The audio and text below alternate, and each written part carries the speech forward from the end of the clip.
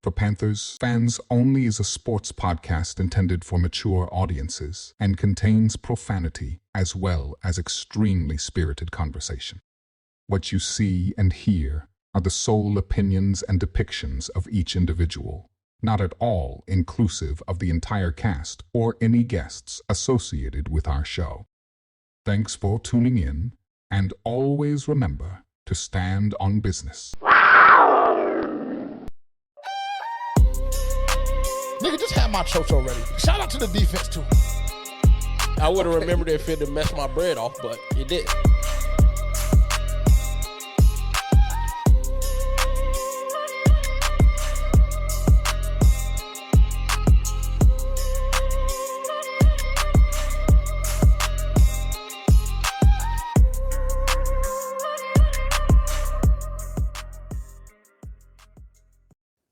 Never felt scared about what I was going to say until the last couple of years, where you feel like, oh, I have to be careful, or what? I don't know, but there's a kind of fear in the air that I've never felt before, and it's not America. To get to be an artist in a free country, I've had enough of an education to know what a privilege that is, and I don't feel that way anymore, and that's something that has to change.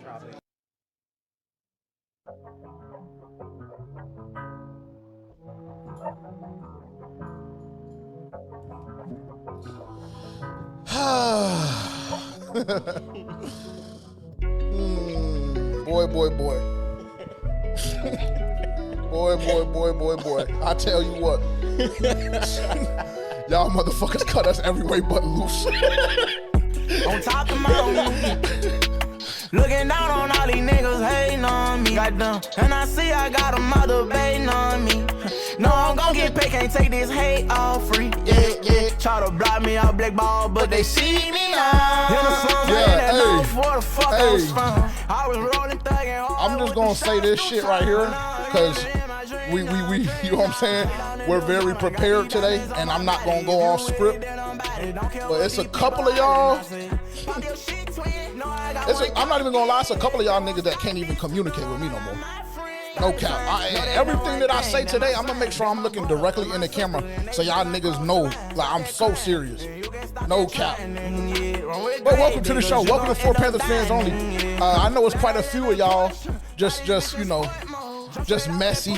I know why y'all were here. Welcome. Make sure to hit the subscribe button since y'all were here. Might as well. On top of the mountain. Looking down on all these niggas hating on me. Goddamn. And I see I got a mother baiting on me. No, I'm gon' get paid, can't take this hate all free. Yeah. Try to block me out blackball, but they see me now. In the slums, I didn't know where the fuck I was from. I was rolling. Y'all got my damn producer back behind the camera, scared as hell and shit. She don't even want to talk no more. Y'all, boy. That's a dick friend. And no, I want them both, I ain't decided. Now it's nightfall. Hold on, let me drop my son off. These niggas know I don't like y'all. Ain't know that I don't want talk. She know that I like her, she said that she like me. I wonder why she ain't admitted it. Clubhouse with the belly bitches. Welcome to the show. Welcome to For Panthers Fans Only. If you haven't done so already, make sure to like, comment, subscribe, turn the bell notification on. Shout out to everybody that's watching on DSPs or listening on DSPs. Shout out to y'all. We've had some upload issues on DSPs the past couple of weeks just because Spotify and all of the other DSPs have kind of tightened up on their music copyright and things like that. So I apologize as the one that's responsible for uploading. I will make sure things are right this week. So we're two episodes in. This is going to be our third one, obviously. So if you missed the episodes because you're a Spotify listener or viewer, whatever the case may be, go over to the YouTube right now For Panthers Fans Only. Make sure that you're subscribed and get caught up on, the first two episodes of... Probably heard about it. Oh, yeah. It's actually very likely. Even if it wasn't on Spotify or Apple Podcasts, you probably heard about it. Yeah, and there's a high possibility that you probably just fast-forwarded to where they told you to fast-forward to, and you drew your own conclusions from there. So, yeah, welcome to the show. Again, tap in with us on social media at FPFO_podcast on Twitter. So a lot of niggas just disappeared this week. Shout out to everybody that we cleared out of our fan base, out of our community that ain't ready to stand on business. Shout out to all them niggas that left. Appreciate y'all too. And I'm not going to get on my rant shit yet because, like I said, we got an order of business today. So I'm going to do our housekeeping. Make sure to tap in with us on social media. At For Panthers Fans Only on Instagram and TikTok. Hit that follow button and stay up to date on everything that we have going on. Other housekeeping. Thursday, we'll be collabing with What's Up Doug. We're going on his platform. So make sure if you don't already to tap in with him. Turn me down a little bit, please. I'm sorry. Tap in with him on YouTube at What's Up Doug. We will be on his stream at 6:30 p.m. Eastern Time on Thursday of this week. And then Friday, we're going to be doing a live mock draft. I know that we've had some communications with some of our community or whatever the case may be. Obviously, we had some plans and some things that we wanted to do and kind of experiment with this year. Unfortunately, that's not going to happen. So if it came from me and I told you we were going to do something, I apologize. We're not doing it this year. Everything needs to get pushed to next year because right now it's just we just can't do it. So this Friday, live mock draft, me, Terrence, and Yak, we will be doing a live mock draft. Obviously, we'll be receiving some of you guys' feedback and kind of making it interactive on that front. Next Thursday, we will be doing our second annual draft party. So if you haven't already, again, make sure to turn that bell notification on so you can get the hour notification when we're about to go live and be tapped in with us on that front. What else? This Thursday also, we got a lot of shit going on. This Thursday also, we will be starting our third or fourth annual, either third or fourth, I don't know, annual mock draft tournament. We have, I want to say, 32 or 26 content creators from all around the space participating in our annual mock draft tournament. This year, obviously, we have the twist with it, with us donating money to charity. So if you want to contribute to that fund, you can click the link in the description down below. The GoFundMe is linked there. You can go over there right now, donate if you feel led to do so. If not, then cool, so be it. I think we're still around like $1,100 right now. So, like I said, a new twist. All the content creators will be competing on behalf of their chosen charity. And whoever wins will donate the money to their charity. Other than that, welcome to the show. Again, like I said, I know there's probably quite a few new listeners and viewers that are here today. And I know why y'all were here. But, I'm JJ if you're new. I'm Terrence. Welcome in. Welcome back. And I'm Haley. No, say it with more bass. Say it with more bass like how you were talking last week. And I'm Haley. Okay, perfect. There we go. Yeah. We passed that point. You want to kick it off or you want me to go? Yes. I was about to say, because I have no problem, because everybody can move if that's what needs to happen, but you can. What do you mean everybody can move? Nigga, I got it. If I need to go 30, I'll go 30, because I got a lot of shit to say and get off my chest, and I want to make sure we're clear. Just sit back and relax. So, Yes, sir. As people probably seen the video that's floating around, seen us in all types of spaces this past week. It's been crazy amount of things going on. But yeah, I wanted to come on and address my piece, obviously. First, I wanted to say, and I told Jonathon Brooks this personally, but I apologize to him and his significant other, which her name she shouldn't have been brought up in the situation. But nothing that I said was intended to be disrespectful, didn't call anyone out of their name. But, you can't help how other people receive what you say. Like, so as a man, like I have to, if he felt disrespected by what I said, as a man, if I said it, then I'm going to come on and apologize in public as well. So wanted to get that out of the way. But for the people who made comments like death threats, racial slurs, and all of this based on something that they had no context for, half of them didn't even watch the video, because if you watch the video, you will see I was asked the question, and what about Jonathon Brooks? And I said, yes, he deserves a chance. And if you're familiar with the pod, shout out to our real old listeners and viewers. Shout out to y'all. If you're familiar with the pod, then you know that from day one, I've been vocal about Jonathon Brooks. Now, I didn't want I thought the Carolina Panthers reached on drafting him in the second round. Not because of his abilities, but because he had just came back, or he had just tore his ACL. And so I was like, yeah, I felt like that was a reach when we needed other needs at different positions. And so that's been my stance on him. But also, you would know if you listen to the pod as well that I've always said that people have said that he resembles Bijan when he was at Texas. And I was like, well, if we can get that Jonathon Brooks, then that's going to be franchise changing. Like, if that's the Jonathon Brooks that we're going to get, and you're telling me we're going to get that Jonathon Brooks, then I'm happy with it. But he got injured again. No fault of his own. Obviously, he can't control his injuries. A freak injury takes a long time to recover from. So I can't really understand what he was going through mentally, but I'm sure that was tough.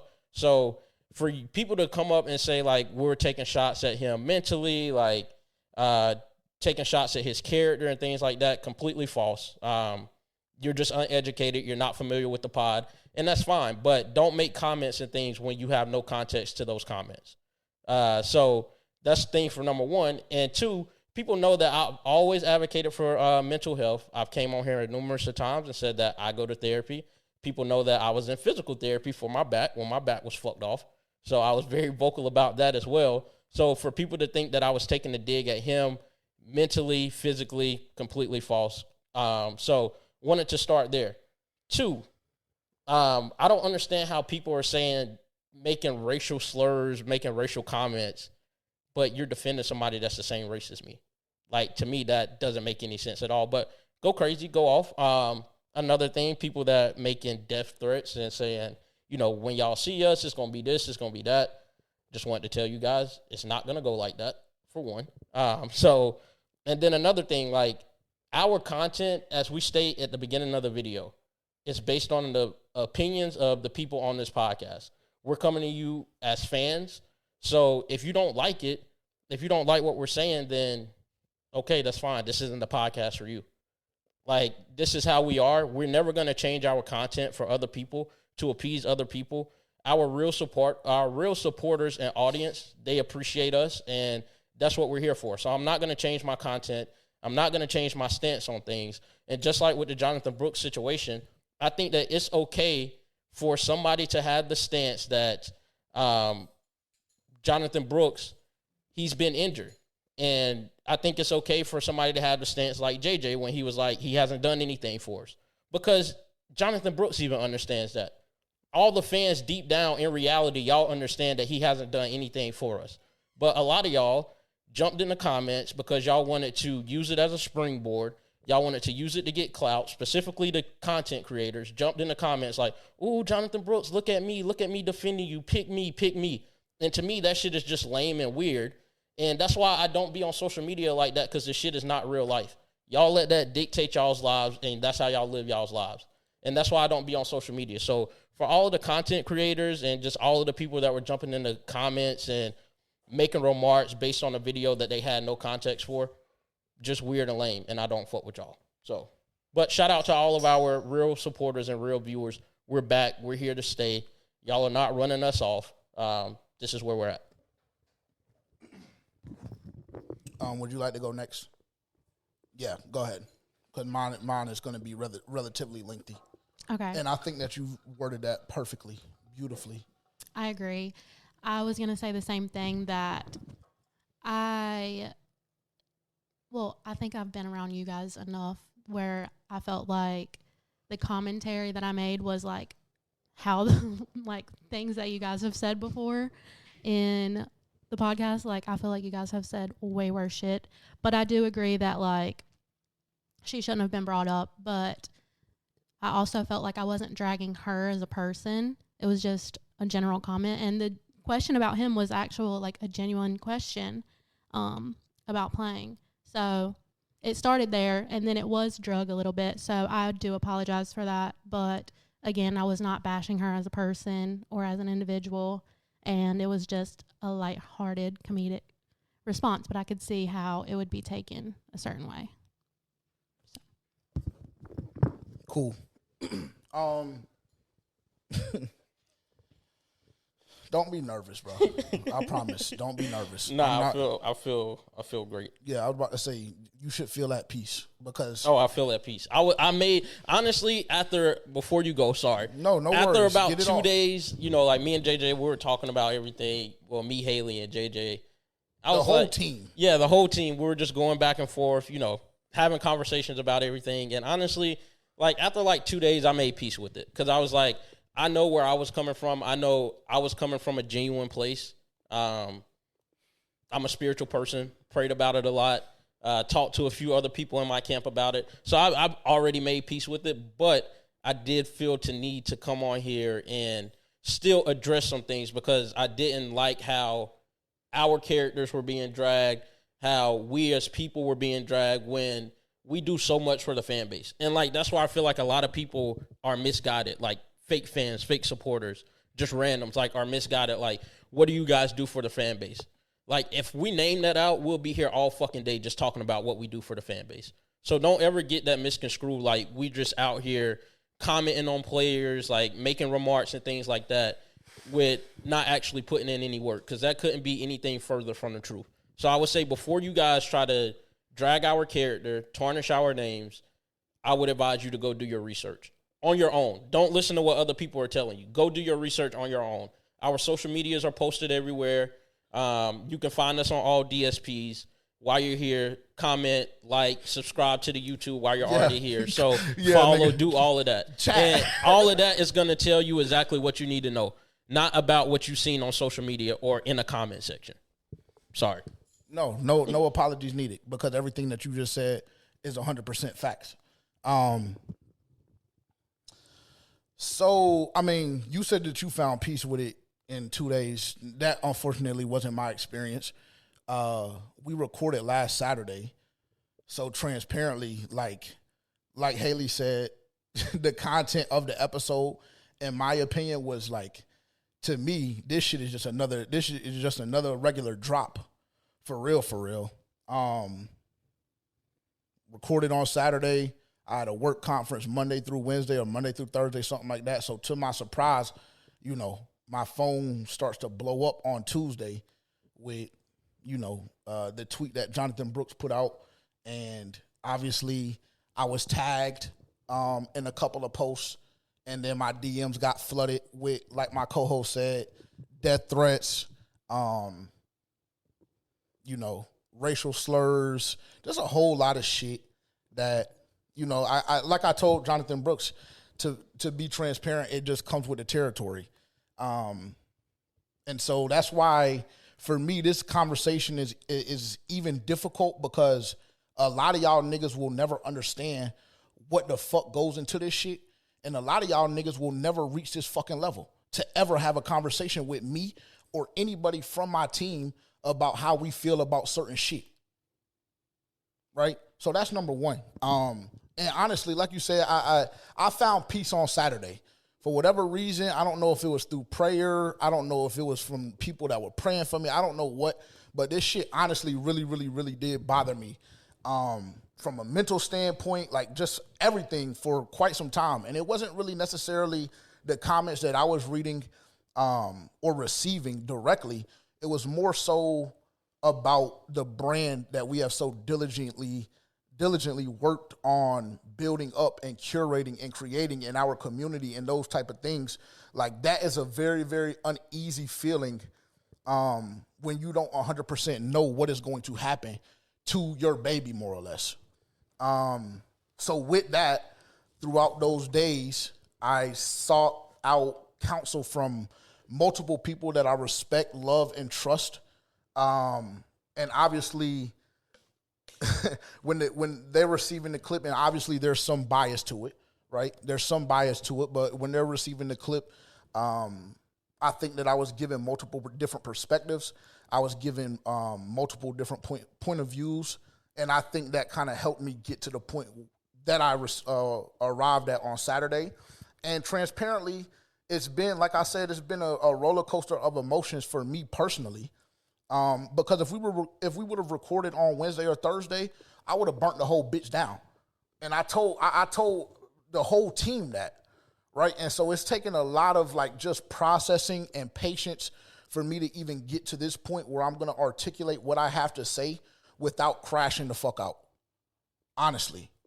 So shout out to everybody that has guided and given me guidance and counsel on this, because y'all know how I am sometimes, and y'all know that I'll go 0 to 100 and not necessarily really give a fuck about what happens until afterwards. And so this is what I have to say is all of that taken into consideration.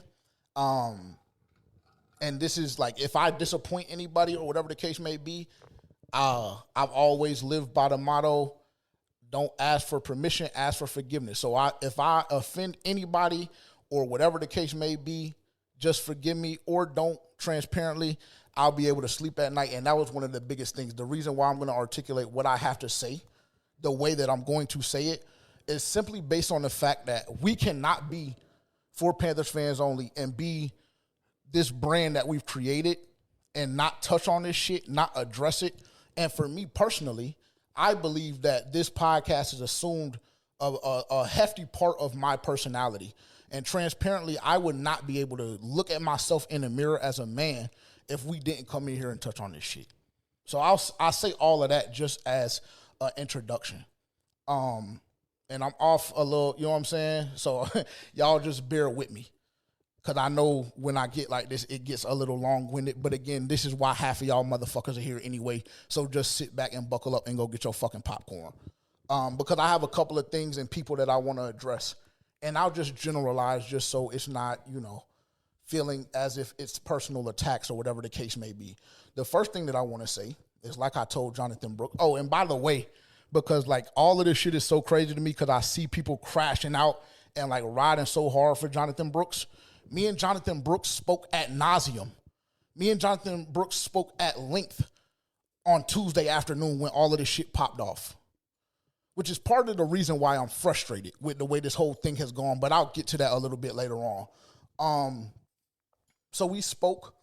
Like I told him, the way that I'll start this off is the same way that I started the spaces off. I apologize for even allowing the podcast, as the head of this shit, I apologize for even allowing the podcast to get to a point in which your girlfriend was even mentioned. In which Jonathon Brooks' girlfriend was even mentioned. That's the first thing that I'll say. And there's a period there. It's not a comment. What I want to make sure and ensure that everybody understands is that nothing that was said regarding Jonathon Brooks' significant other was disrespectful. It was not meant as a shot. It was not meant to be harmful in any way, shape, or form at all. If that is the way that it was received by Jonathon Brooks and his significant other, again, we apologize. I apologize, again, on behalf of the podcast. Because if that's how you feel as a man, like Terrence just said, I cannot tell you how to feel as a man in that regard. If that's how you feel as though you want to protect your old lady or whatever the case may be, then by all means, I am in no position to make or tell you that you should feel a different way. Jonathon Brooks stated to me that the reason why he felt a way was just simply based on the fact that his girlfriend was mentioned. And that's fine. Again, there was no malintention behind that. There was nothing at all. It was literally, that whole shit was a commit to me based on, like Haley said, based on the things that we, like, and this is what I really need niggas to understand, bro. And this, like, I have a lot of frustration with this shit as a whole, honestly. Because what I understand, being in the position that we're in, being content creators for a small market team, knowing that there's a high possibility that what we say will more or less get the players in some way, shape, or form, which is why when we had 500 fucking Instagram followers and maybe 700 subscribers, Taylor Moton was blocking us. Not for something that we said directly about him, but about his room, right? About the offensive line. So I'm under I fully grasp the concept that we are in a very unique situation that when we speak, niggas are going to listen. And niggas are hearing the shit. I understand that. Another thing that I understand is there probably have been a significant amount of comments that I've made, whether they be emotional, whether they be in comedic value, whatever the case may be. There may come a time, depending on how a certain person is feeling that day, that I've spoken about, that I've made comments about, that I'm going to have to fucking stand on business behind. Because I know at certain points it's gone too far. And I've come on this podcast and apologized for that. But what I understand and what I grasp about this shit is that y'all don't want the apology. Y'all want the negative shit. That's what y'all run and draw to. So it doesn't surprise me when I see niggas in the comments that haven't watched the video, that have no idea what's going on, and they just see our name mentioned, and then, oh, it's just a podcast nobody listens to, it's this and that. Well, I mean, we know based on this week that isn't the case at all. Because if that was the case, then we wouldn't even be having this fucking conversation. Somebody was watching something, right or wrong. All right. Cool. I don't even know where the fuck I was and where I was going with that, but I'll just leave all of that as its own stanza. Because like I said, I got a lot of shit to say, and this shit right here might just be the whole fucking pod and the whole episode, just depending on how I'm feeling when I'm done. Because my mouth is already dry and shit. You feel me? Like I'm already going through it. So that's where I'll leave that. Again, like I said, I've spoken to Jonathon Brooks multiple days consecutively. And this is why I said I'm frustrated. Actually, you know what? I'll address the fans first, and the content creators. Very, very, very fucking strange to me how niggas are, all buddy, and it's this, is that when we're in person. It's this and that when we're communicating through text or whatever the case may be. And I want to be very specific right now, because when I generalize and say content creators, I don't want anybody to get it misconstrued with who I'm talking about, right? So if the shit doesn't apply to you, then let it roll off your back if you're a content creator, because there's some niggas that was out there that actually did hold us down throughout this whole thing. But it's very weird to me when, niggas get to a certain point or whatever the case may be, and there's certain topics that niggas feel a certain way about, but we're supposed to be buddy, and we supposed to be cool, and we supposed to be this and that. But then when the opportunity comes to defend us or whatever the case may be, niggas is on the other side. Very, very weird to me how niggas can do that in public with the platform that they have, but then I get screenshots from certain Discords and certain group chats, and then it's, oh no, I fuck with this, I fuck with the pod, I fuck with this and that. Oh nah, they cool. Like it's that when it's behind closed doors and it's private, but when it's in the when we're in the fire, it's crickets. Oh, nobody should be talking about Jonathon Brooks like that. Nobody should be doing it. That to me is weird as fuck. Because if I'm just the type nigga, I'm so loyal that if I fuck with you in whatever capacity, and niggas is throwing smut on your name and challenging your integrity, challenging your character, and I know what they're saying is 100% false, and I know that the narrative that they're spinning is 100% false, I personally am going to stick up for that person. But maybe that's where I get shit fucked off. Because I've always been told you can't hold other people to the same standard that you hold yourself. So maybe that's where JJ fucked off. So that's why I said in the intro, there's just a couple of y'all niggas that can no longer converse with me. So at this very moment, you might as well just lose my number, and whatever the fuck else we had planned, just go ahead and dead it in your mind right now. That's what I'll say to the content creators, to the fans. Y'all niggas are weird as hell. Y'all are weird as hell, but that's how social media is, and I probably should take your approach, because my approach is I spend more time on social media, whether it's the marketing, whether it's trying to get, more traction, more traffic, whatever the case may be. I spend a lot of time there. So over that first 72 to 96 hours, I'm just going through comments, just looking at niggas slander the fuck out of our name. And what can I do? Because we're not recording until Monday, right? So I just got to sit there and take it. To the fans, y'all niggas have to do y'all's due diligence. And I've been abundantly clear. We have been abundantly clear. We've maintained the same stance since we were getting fucking 27 views. And that's why a lot of y'all niggas, like, it don't even bother me what y'all be talking about, bro, because we were doing this shit at this level, producing this type of content, when we had 20 fucking viewers a week. That's why it's like very, like, what y'all don't get is like, y'all niggas want to get us out of here and y'all want to cancel us, but unfortunately, we're doing this shit for the love of the game and the love of the art. So, like, what y'all think y'all can do to us, unfortunately, y'all fucking can't. That's what happens when you're independent, when you don't have monetary backing, when you do shit all internal. That's what happens. You have certain leverage, and you can say certain things that maybe if we were signed to XYZ, we couldn't say, or we couldn't approach that way. Unfortunately for y'all niggas, specifically the fans that want to run us off and that have XYZ to say, unfortunately, nigga, we're not going to fucking change. We're just simply not, which is why I couldn't for the life of me understand why niggas around me is telling me, nah, y'all just need to more or less shut up and dribble. I couldn't understand that. That to me struck me a certain way because you know how I am as a person. Multiple people told me this, by the way.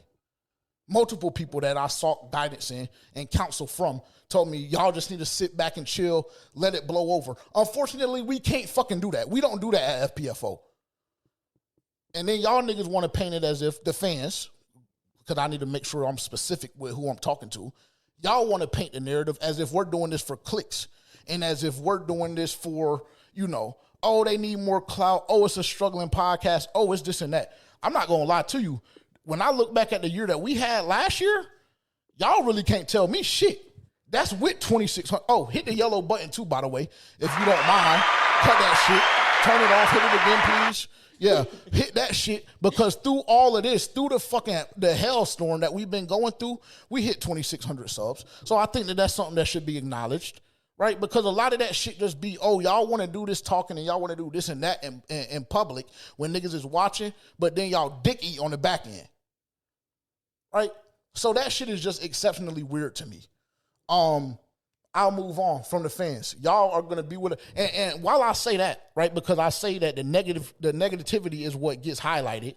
While I'll say that, I want to shout out to all the real niggas that are really, like Terrence said, OG fans that have really been fucking with us, that was in the comments, that was in the Twitter streets, whatever you want to fucking call them, real life defending us and going to bat for us. First and foremost, I apologize for even putting y'all in that situation, but y'all were some real ass niggas for standing up for what y'all know is truth and fact.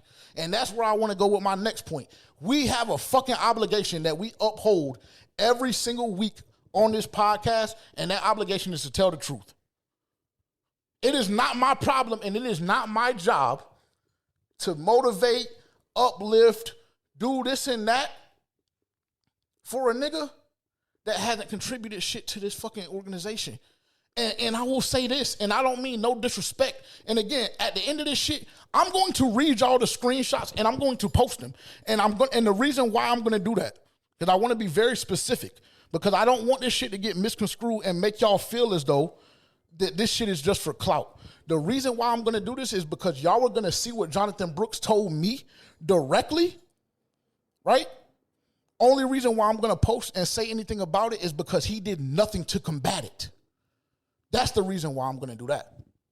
Not for anything else. But I want y'all to see it for yourself because y'all were going through hell and high water to slander us and tear us down and do this and that. Like Terrence said, y'all niggas could never even imagine what we do for this fan base, bro.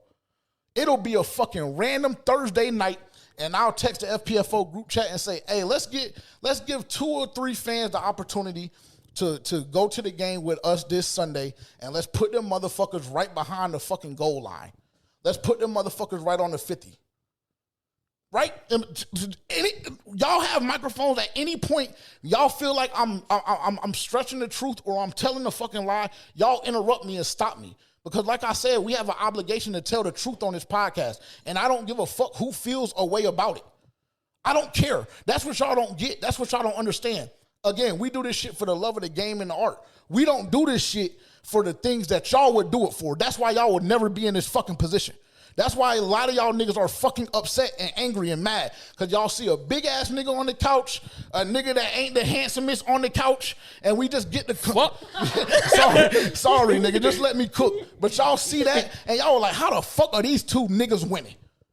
Or to put it in y'all's terms, how the fuck are these 2 niggers winning? Because that's how y'all, I'm just telling you what was DM'd to us all throughout the week. Oh, God. And that's just, that is just, turn my shit back up, please, because I feel like thank you. That's just the beginning of it. That's just the beginning of it. Y'all couldn't even imagine, bro. I got niggas in my comments that don't know shit about shit telling me to burn in hell with my friend that passed away, that I've kept the Instagram post up for I don't even know how long, telling me to burn in hell with that hoe. Realistically, do I believe a nigga would ever tell me that to my face? Fuck no. Because, bitch, I'm going to send you to wherever the fuck she is. Just simply based off respect. That's really why y'all fucking hate us, because we come on here and we have the confidence to put our face behind the statements that we fucking make, and time again, we continue to fucking win. Y'all can't fucking stop what we got going on. And y'all fucking hate that shit. Y'all hate that shit. Can we mention that part too, that I'm not even like supposed to be a part of this, so that's the reason why my face is not on here? That's some shit that they don't even need to know. Because even that whole approach, like I didn't even like the Instagram rant with all due respect. And the only reason why I'm bringing that up is because I need to be very, very careful with the way that I articulate this point. When I commented on the Instagram rant that was given, I said the same thing that I said to everybody else. Context is important. You can turn me back down a little bit more. Context is important. And that was returned with aggressiveness. That was returned with challenges to my integrity, right? One of the key things that stuck out to me within the Instagram rant was that we have no identity outside of being Panthers fans. That really struck a chord with me, if I'm just being 100% honest. But I guess that I'll just move on from that. But one thing that I will never do, and I need to be abundantly clear about this. There will always be a line drawn. And one thing I will never allow anybody to do, no matter who it is, it can be God himself. One thing I will never allow anybody to do is challenge the character or integrity of myself, my team, or this brand. Ever. Because no matter who you go around and ask, and I'll speak for myself because y'all have had different interactions in y'all's personal life. But no matter who you ask, from JJ being fucking 2 years old up until this point in my life, there is never a motherfucker that you can go talk to, receive the full story, and walk away and say, oh, JJ is a low-character human being. Oh, JJ has no integrity. You will never be able to challenge my morals because I know where I stand. I know what me and my relationship with God is. Right? So even that being challenged rubbed me a certain way, because just because I don't walk the same life that you walk, don't come out of your mouth and present yourself to be holier than thou. Because we're all sinners at the end of the day. So if we want to bring God into it, and that's the approach that we want to take, then we can go that route too. But I'll leave that right there and just move on. I'll wrap this shit up with my last frustration, because this whole situation, again, has made me extremely frustrated for more than one reason. And again, this is really the PG version. So y'all can only imagine the things that I text out and the things that I said to my team regarding some of you weird-ass niggas. Because, again, this is the PG, and I guess PG-13 version. My last frustration is with Jonathon Brooks. And there's a specific reason why. There's actually a couple of different reasons why, actually. When I look at the situation in totality, what I believed happened was that somebody was sent a clip, again, out of context. I believe that Jonathon Brooks responded the way that, as a man, he felt was necessary to respond in. And he took it and ran with it. And actually, he really didn't take it and ran with it, but when I say took it and ran with it, he put the tweet out. Again, what I deem to be without context, transparently. Because I have frustrations and confusions on, if you watch that video in context and your stance is that we mentioned your girl, there's a way to say that without inferring that we were disrespectful or without inferring that we were slandering her in any way, shape, or form. And my frustration, and the reason why I'm going to read out this Instagram DMs, and the reason why I'm going to post them on this video and this video alone, is because by his own admittance, Jonathon Brooks told me that he handled the situation wrong and he should have never took it to social media unless he was coming to us directly. Yet, again, the frustration comes in is, yet you did nothing at all to stop the shit. And that could be anything. That could have been another tweet. That could have been a disabling the comments. That could have been y'all. It could have been whatever the fuck you wanted it to be.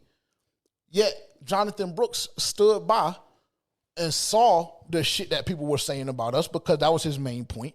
It was never my intention, quote, it was never my intention for y'all to receive hate. Saw that and decided to still leave the tweet up after it had already received however hundreds of thousands of views that it received, and he sees niggas start to put the dots together, which is why he is 100% aware on the hate and the things that were being said about us.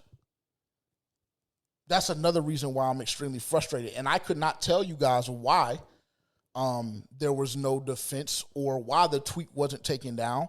The only thing that I can tell y'all is that he left it up. Y'all drew the dots and y'all drew the connections. It made me extremely frustrated. And again, it didn't quite align. Leaving it up didn't quite align with what was said to me. So I'm going to read this shit and we're going to wrap, and then we're going to move on to Panthers football and talk about football so we can put this shit behind us. Let me see if I can pull this shit up. So this was Wednesday. Again, I want y'all to understand that me and Jonathon Brooks spoke on Tuesday. Again, ad nauseum. We exchanged multiple paragraph-long DMs explaining our perspectives with each other.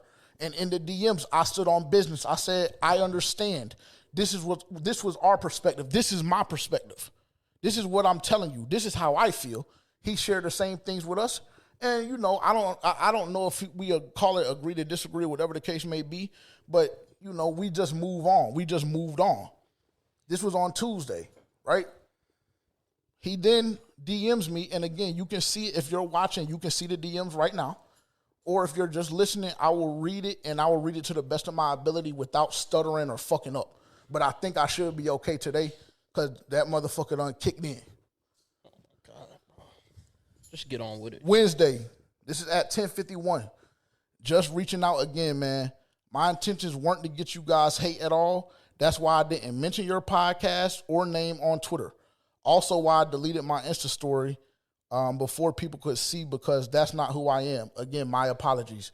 I have no problem with that. If that's how you feel, I have no problem with that. And that's what I told him. All good. I said, all good, brother.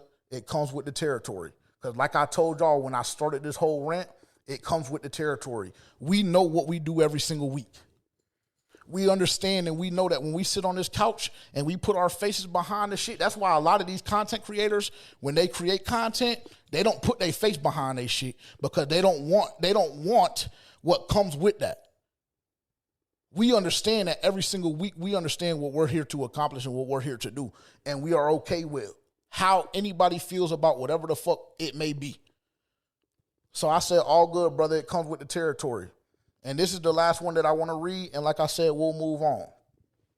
This was on Thursday, 11:56 a.m. He said, again, like I said, I left it off. All good, brother. It comes with the territory. He liked it. That to me is dead. There's nothing else for us to continue to talk about. Thursday, again, the tweet is still up. At this point, one apology on Wednesday, the tweet is still up. We get to Thursday, and then this is what's said. Again, just reaching out, and this is the last time I'll touch on it because I'm trying to put it past us.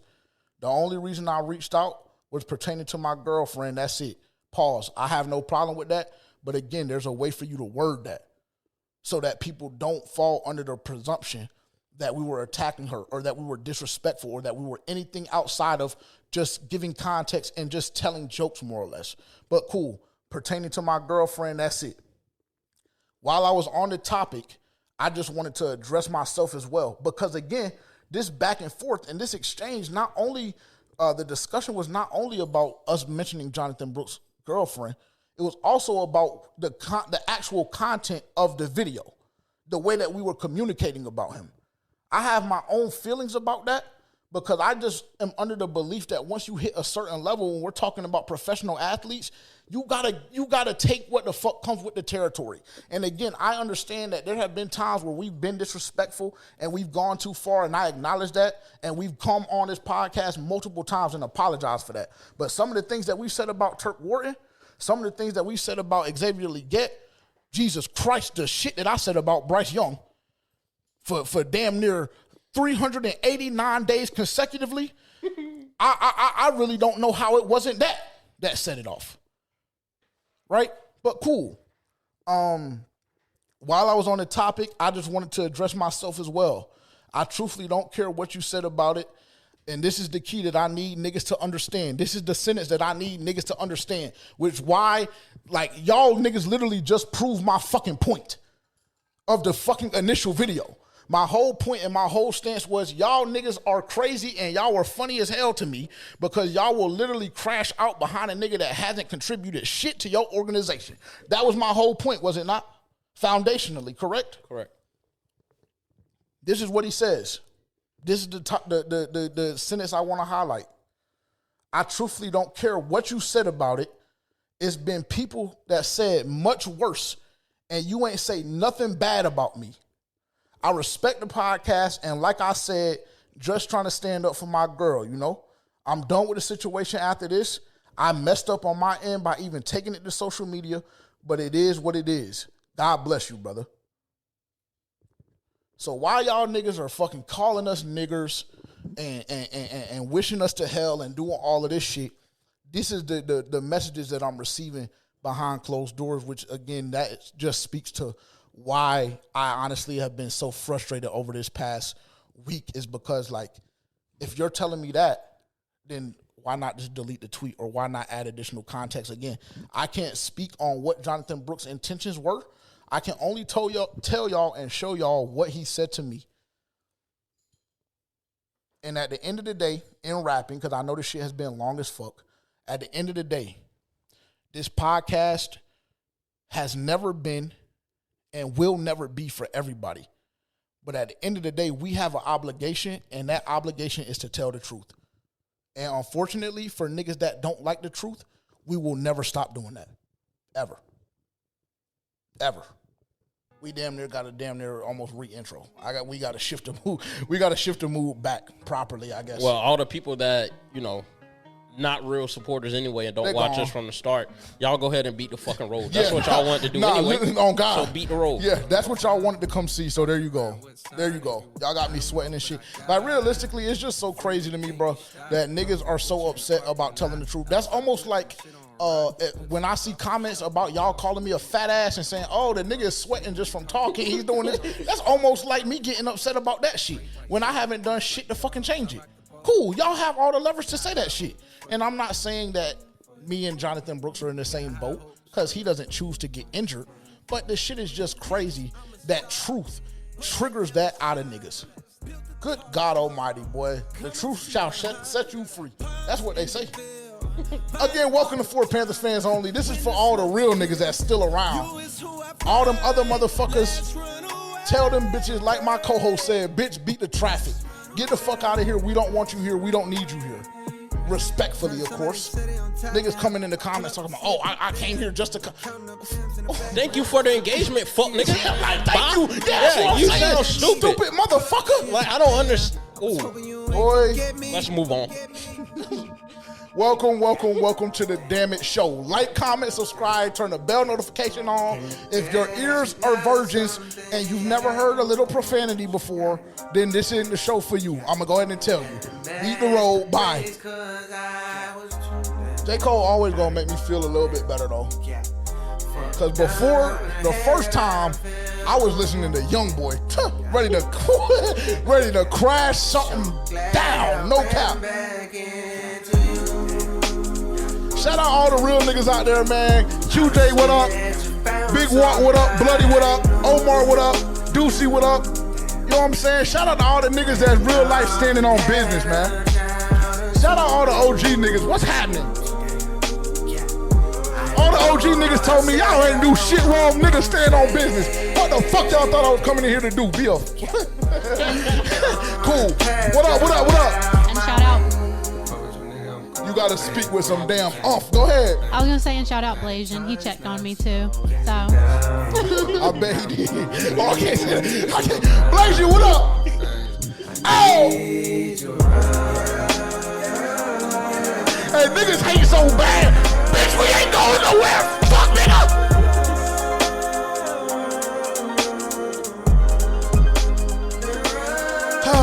Okay, cool. Welcome back. We had to take a little break, and I needed a little, pick me up. So through all of the bullshit, we are 10 days away from the draft? Yes. I think that's the amount. Matt Miller and Jordan Reed from ESPN wrote a article this past week, just kind of on whispers that they've been hearing surrounding different organizations and what they think certain teams are going to do regarding the draft. And obviously this was outside of us. This was the talk of the town regarding the Carolina Panthers from this past week. And this is I'll just read the little excerpt. I won't read the whole thing. But it just says what we're hearing about the Panthers draft. Adding another playmaker for Young is viewed as essential when speaking to sources close to the Panthers. It is certainly possible that they draft a receiver in round 1 for a third consecutive year. Another position to watch is tight end. The team is reportedly high on Oscar Delp from Georgia, who could be an option as early as the second round, and that came via Jordan Reed.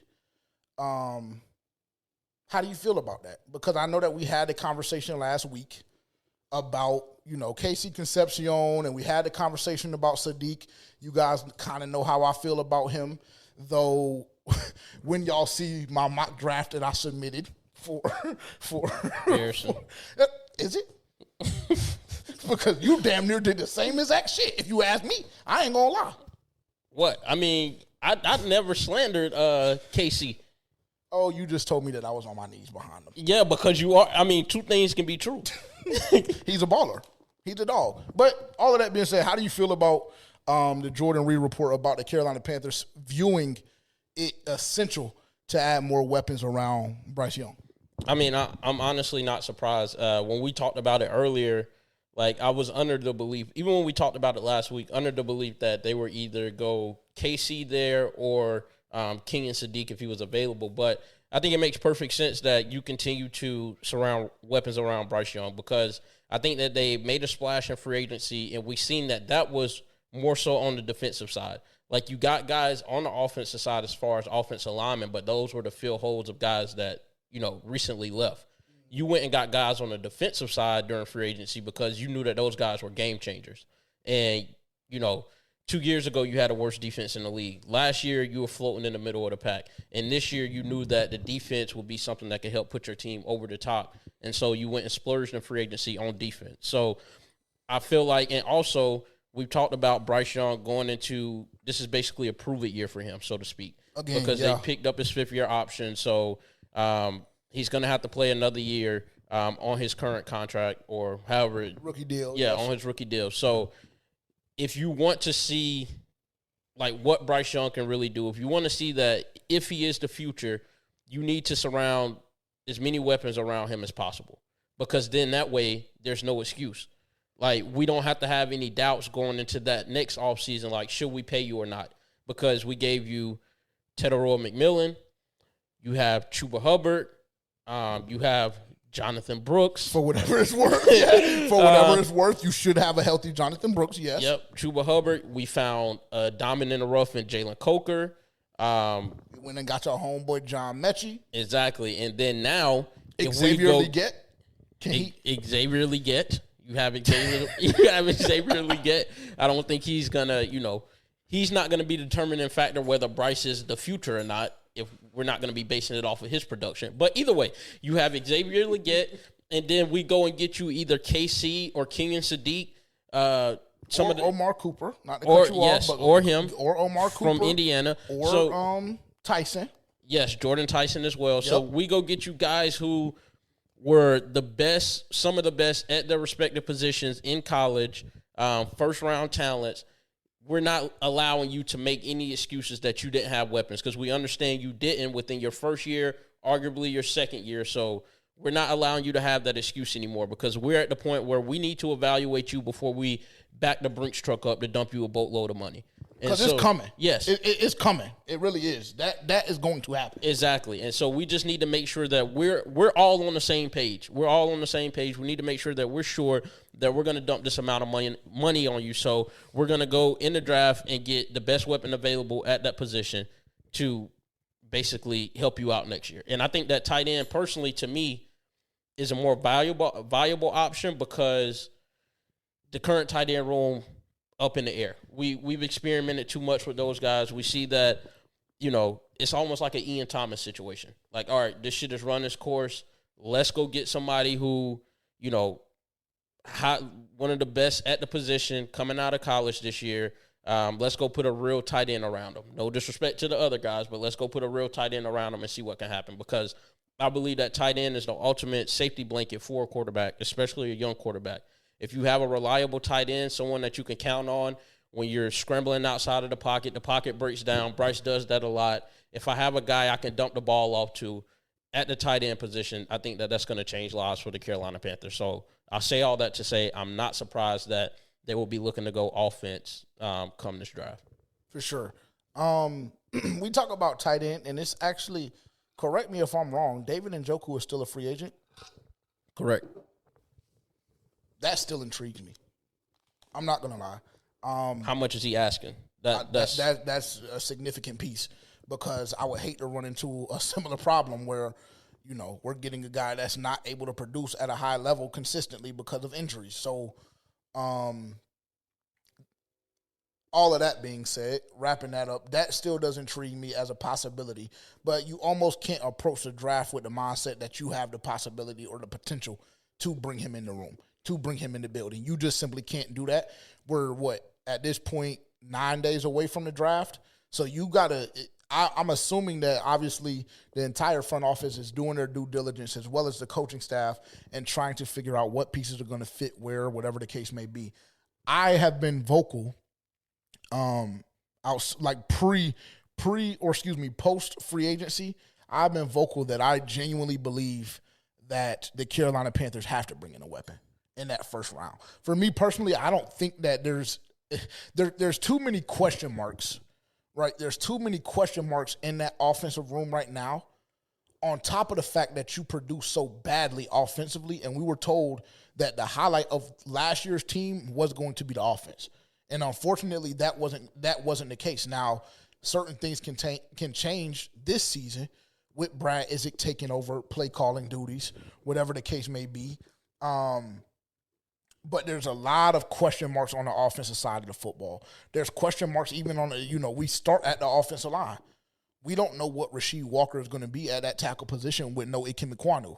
We really don't. Like, we hope and we think that he's going to be what we need until Ikem comes back or whatever the case may be. But there's a real-world situation in which he's not able to complete the season. Same is true for Robert Hunt and Damian Lewis. Like, all of these question marks, Taylor Moton, we know the injury issues that he's had over the past 2 or 3 years as he's, matured in the NFL.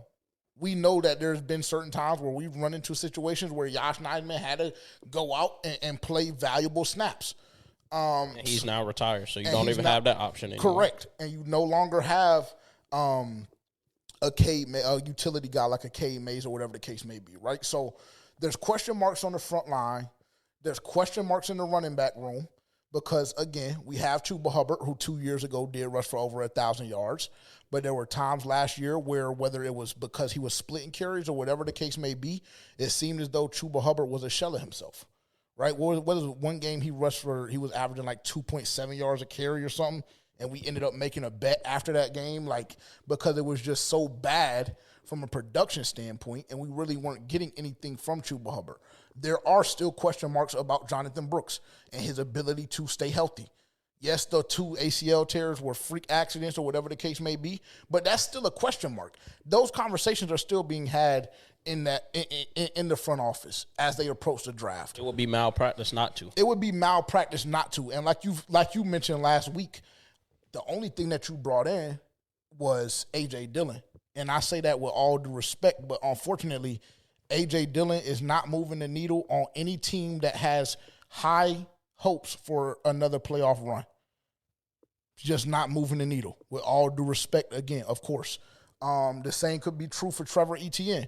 We didn't really see him get many opportunities last year. We didn't, but the thing that I feel about Trevor Etienne, I felt like the opportunities that he did get at running back, he looked serviceable. Now, that's fair. That's not going to be – there's no more Rico Dowdle. So I don't think that we're going to be seeing any kind of running like that with him and Chuba Hubbard. So, but like you said, I mean, it's Trevor Etienne and it's Jonathon Brooks, basically. Yes, more or less. And you're in the running back room, you're betting a lot of money again on Jonathon Brooks and Trevor Etienne, those being your younger guys, and then Chuba Hubbard. What is this going to be, year 3 of his contract, correct, if I'm not mistaken? I think so. So, well, he got the extension when he rushed for 1,000. So this is only going to be year 2. Yeah, this is going to be year 2. Okay, cool. So, I mean, cool. There's a question mark in the running back room because you don't know what production you're going to get, and you're not 100% sure about the health as it pertains to the room in totality. Because even Chuba Hubbard missed a couple of games last year, right? And then you go to the wide receiver room. And yes, we have our guy. We have our wide receiver 1 in Tedoroa McMillan. That's undoubtable. But I must remind fans that this Jalen Coker, there's been 2 seasons of him, and there's been 2 seasons of him either not being able to start the year or not being able to complete the year based on injury. So that is a question mark at your wide receiver 2 position, right? Xavier Legette,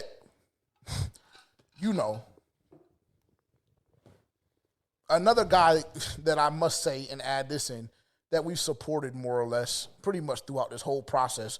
One of us 2 or 3 at any point has supported this nigga. I did until I damn near couldn't anymore.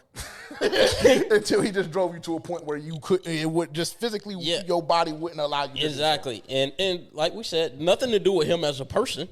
He's a great personality. All of y'all love him. But strictly from what he's doing on the football field, I couldn't allow myself to continue to die on that hill, unfortunately. For sure. 1,000%. And I think that I went above and damn it beyond. Yes, you went too far. Yeah, probably. Per usual. Yeah, probably. Per usual, all of that is fair and true. You're absolutely right. But all of that being said, a question mark at your wide receiver 3 position, and then you fill out the room with Tremaine, Jimmy Horn, John Mechie, and who am I forgetting? David Moore. And David Moore. See, now how could you forget David Moore? I don't know. I don't know how I could possibly forget David Moore. So those are just a lot of question marks in that room as it pertains to everybody outside of your top 1.5 guys, and your half guy being Jalen Coker, because we're not sure about his health, but we do know he can produce at a high level, especially as he gets more opportunities. And then the tight end room. Don't even get me started. Because I see now, I just feel like I have to probably just chill this episode, right? I probably just got to damn it chill this episode, don't I? But I mean, there's a lot of question marks there. Because my tight end 1 right now is Mitchell Evans. I don't know why that would be your tight end 1. I don't know why it wouldn't. Because why the fuck are we rolling Tommy Tremble out there? With all due respect. I mean, he's produced more than Mitchell Evans. Has he? Yes. Okay, well, I would have to check and see. I would just have to damn it check and see, because I just don't know, bro. Because like you just said, it's very close to that Ian Thomas-esque feeling. Yeah, it is. And he's damn near the main culprit. But I'll chill again because I'll have respect for the situation in this episode, right? But yeah, it's very close. It just simply is. JT Sanders, unfortunately, he ain't been the same since Casey did that to him, unfortunately. And another guy that we had high hopes for. Yes. I was very high on JT. And I'm not out. For whatever that's worth, I'm not out. But either way, to speed this conversation up, there are a lot of question marks on the offensive side of the football. I think that what you're going to get from this defense, and we're going to talk about this a little bit in a few here. I think that to a certain degree what you're going to get from the defensive side of the ball, because your defense produced, honestly, at a high level for what the names were on that side of the football last year. I think it's essential for the Carolina Panthers to go weapon in the first round. And before we signed Rasheed Walker, I damn near were saying that it's essential that we go get a tackle. Because I know Taylor Moton, his contract is coming up, and I think this is going to be his last year as a Carolina Panther. I know Ikem Ekwonu, with this injury, we have no idea what he's going to be like when he bounces back. If he ever bounces back, God forbid he doesn't.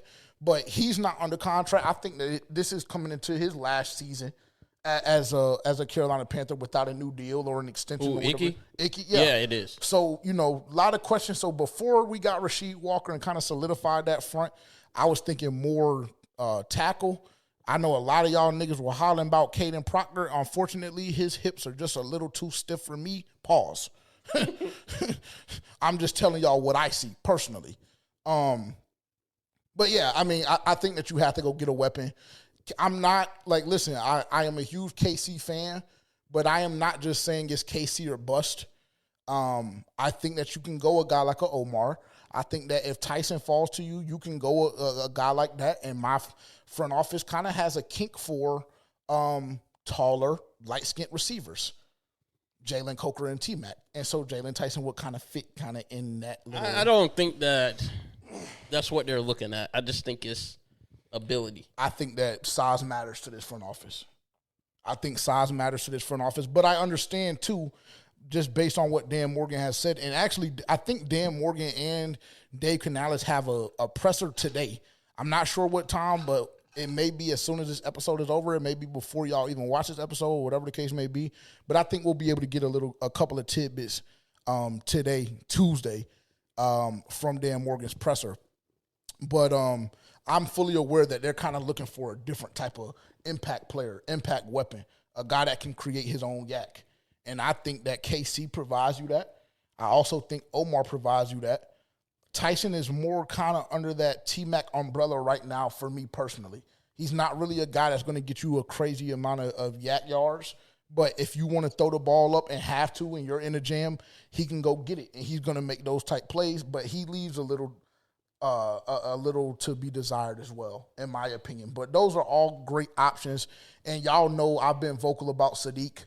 But if it comes down to it and their assessment is this is by far the best tight end in the draft and we don't want to risk not or missing out on this guy and Oscar Delp, then I'm fine with that as well. But I do think that it is essential for the Carolina Panthers to go get an additional weapon for Bryce Young as he heads into this prove-it year, coming off of his first ever playoff berth.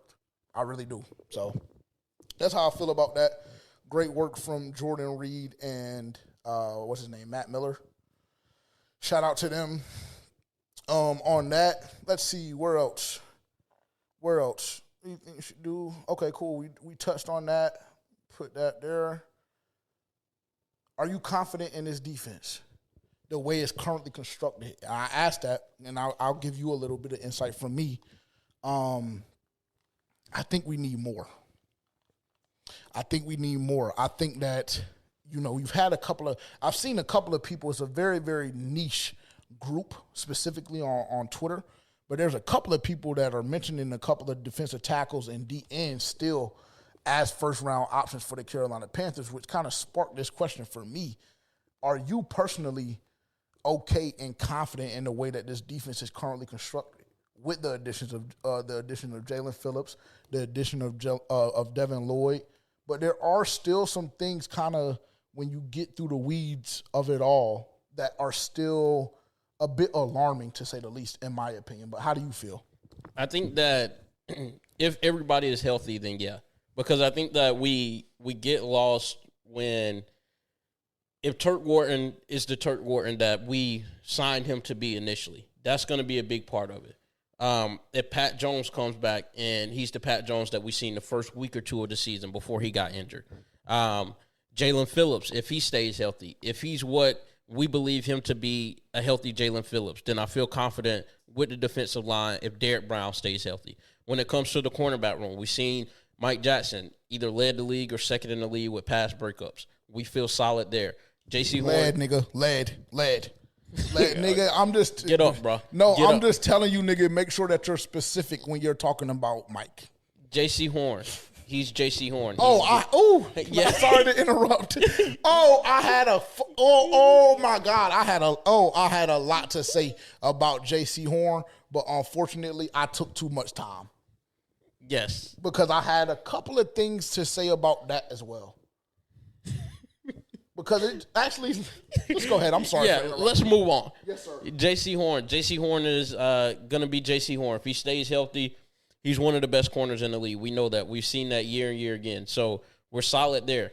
Corey Thornton, he looked very good before he got injured. I think that if Corey Thornton, because I forgot, he had some kind of, his injury was kind of like a broken ankle or something like that, broken leg, something of that sort. I mean, if Corey Thornton comes back and plays like the way that he played before he got injured, I still wouldn't be mad going to get like another cornerback, but I feel okay if I'm going to get that same Corey Thornton. When it comes to the linebacker room, you have Devin Lloyd. We know what Devin Lloyd is. The only thing is Trevin Wallace. Now, the only thing I can hope is that with another year of experience, Trevin Wallace is just better than what he was the previous 2 years. Not only that. And with the mentorship of Devin Lloyd. Yes, and not only that, though, because it's not necessarily just a talent thing, too. It is a talent thing when we talk about Trevin Wallace, but it's also a health thing. Yes, correct. Because he's had the inability to finish both of his seasons as well since he's been a Carolina Panther. Well, yeah, so, and that's what I started the whole thing off. If everyone is healthy. I'm basing this on if everyone is healthy. Then Got it. Understood. I think that this defense is going to be solid, especially, we got to the playoffs with them. We hung in with the Rams until EJ pissed down his leg towards the back end of the game. Or until J.C. Horn wasn't on the field. But, again, I digress. Either way, pissed down his leg. And so I think that with all of that given, and if everybody stays healthy, I feel pretty solid with this defense, honestly. But if you go add Jacob Rodriguez, that's going to take you over the top. Speaking of Jacob Rodriguez, that was actually a phenomenal segue. Great job. You didn't even know because it's not even on the list. Hold on. Before we get you to Jacob Rodriguez, because I think I like him. Now, this is Carolina Panthers legend and Hall of Famer, Luke Kuechly. Best Carolina. See, be respectful. Be respectful, nigga. It's always funny to me how – actually, never mind. I just have a lot of shit. I'm still damn near itching, but I'm fine. This is Luke Kuechly speaking about Jacob Rodriguez, and I think that this is actually a name that the Carolina Panthers should pursue. They have obviously had a top 30 visit with him, and there's been a lot of conversations surrounding Jacob Rodriguez, but this is what Luke Kuechly had to say about Jacob Rodriguez this past week. Hold on, before we get you to Jacob Rodriguez, because I think I like him. You like him. I like him. Talk to me about Jacob Rodriguez and what you sort of see from him. Yeah, I think you look at guys like him, and the one thing I think is most important for backers is how quickly can you process? Mm-hmm. How quickly can you be lined up? You see something happen and know exactly where you're going to go, and I think he's really good at that. Mm-hmm. I think he's a really good tackler, and his ball production has been phenomenal. I think 4 picks last year, had 7 forced fumbles. He was behind the line of scrimmage TFL-wise 11 times, which in college football is a big number, and he's an attacker. Okay. Like he goes and gets it. He doesn't wait. There's a lot of guys that are big and can run that make tackles down the field, and you need guys to do that. But it's fun when you watch guys play backer and they go this way. Yeah. And they go forward and they attack on angles, and you watch guys play, and it's very easy to see with certain guys how much fun they have playing football, and he's one of those guys. And so that's what Luke Kuechly had to say. And if Luke stamped it, then I'm a believer. Yeah, yes. Luke Kuechly, unfortunately, has not kind of messed off his draft evaluation like other Panthers legends have. I won't mention any names, but his word is still relatively good in my book, especially as it pertains to the linebacker position, because we're talking about one of the greatest to ever do it, and a lot of people will argue that he is, in fact, the greatest linebacker to ever play the game of football. Correct. And when he sings a player's praises, specifically a linebacker, there is a conversation to be had in that regard. I totally feel that way. And I think that the Panthers will be in a position to get him, and I think that is a need that was a glaring need last year. You had like 2 of the worst linebackers in the league coverage-wise. Yes. And I don't even think coverage-wise and missed tackle. Yes, too. Correct. And so you were the worst in the league. So you still have one of those guys that's still slated to start.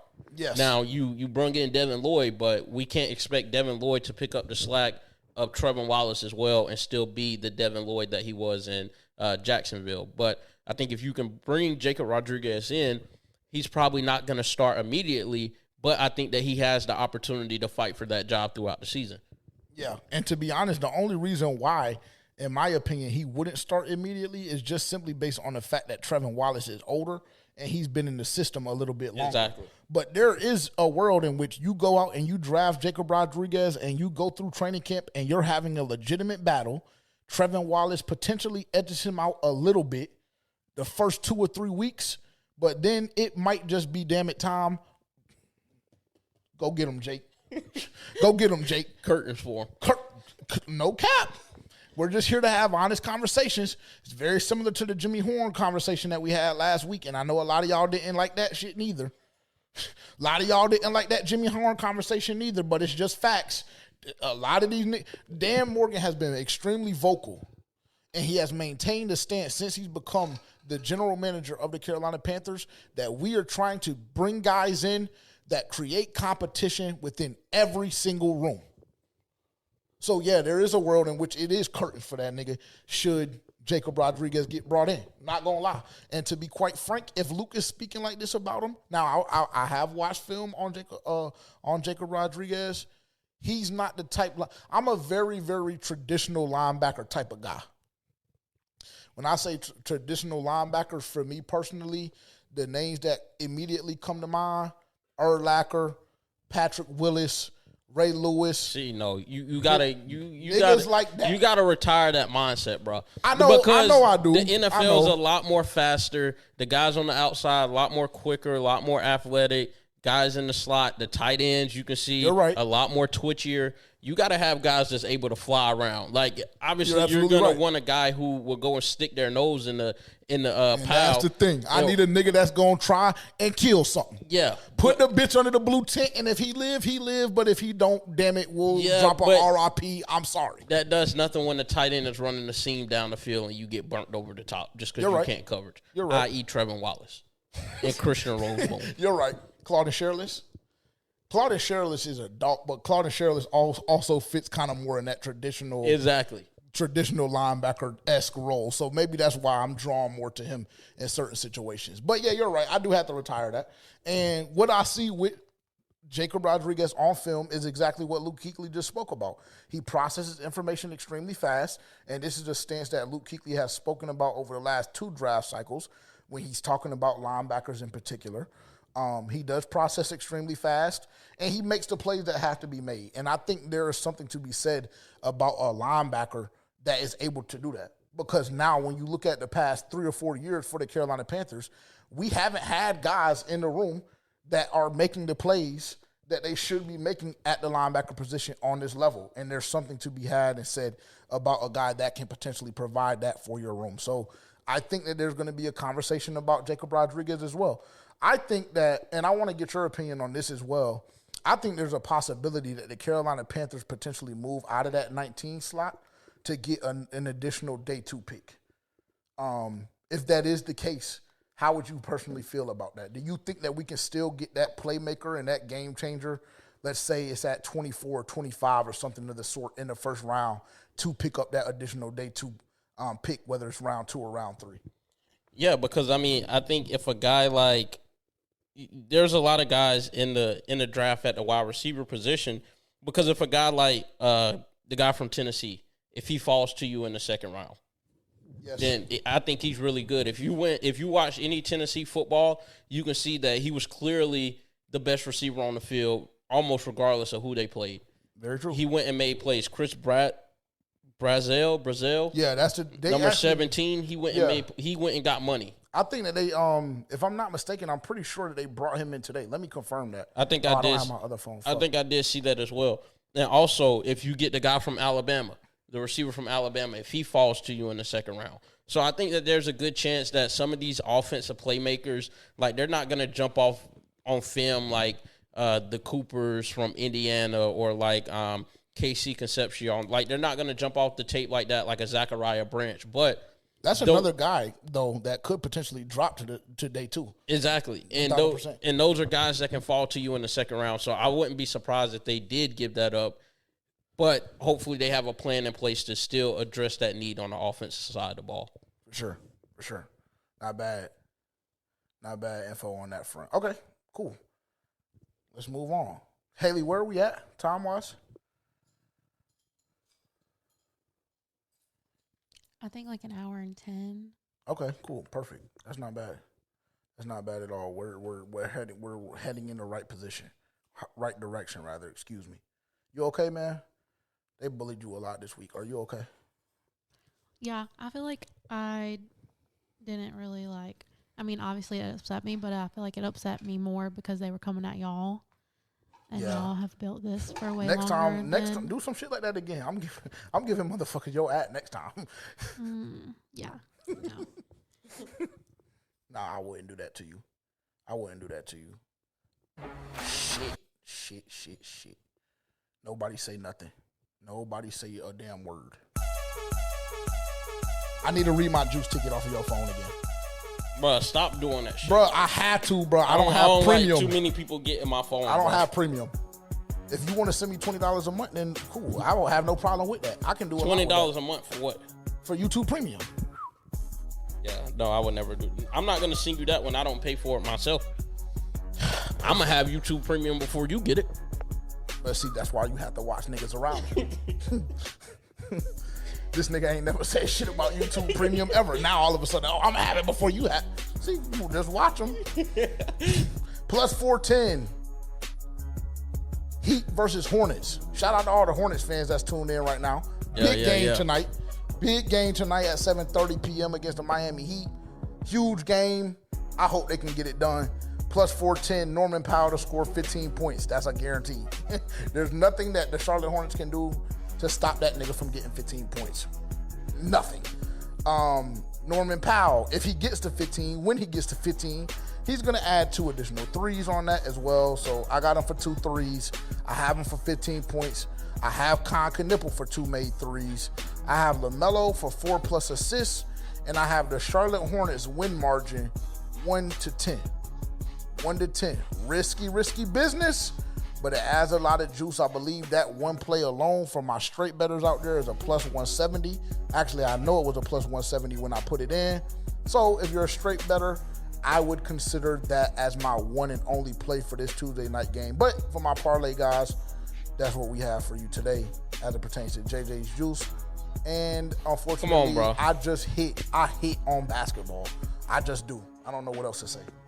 Read your shit fast, nigga. Well, we got to read Dylan's, don't we?